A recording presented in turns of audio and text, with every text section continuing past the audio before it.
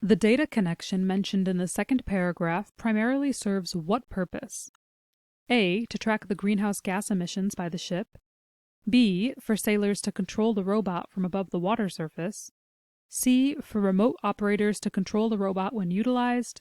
Or D. To synchronize the 4 high-definition cameras. Let's begin by taking a look at the context in which the data connection is mentioned in the second paragraph.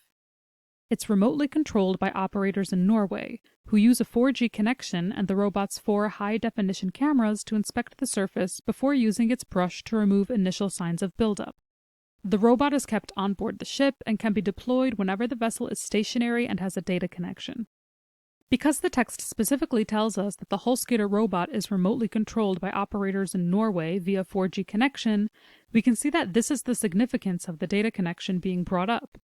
Because we can see this mirrored in choice C, for remote operators to control the robot when utilized, it seems we found our answer.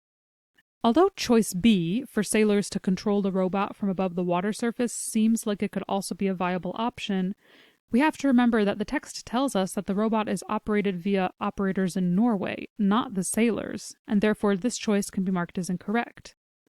Choice A, to track the greenhouse gas emissions by the ship, is not mentioned in relation to our context, as nowhere does it claim that the robot does this. And D, to synchronize the 4 high-definition cameras, again is not mentioned anywhere.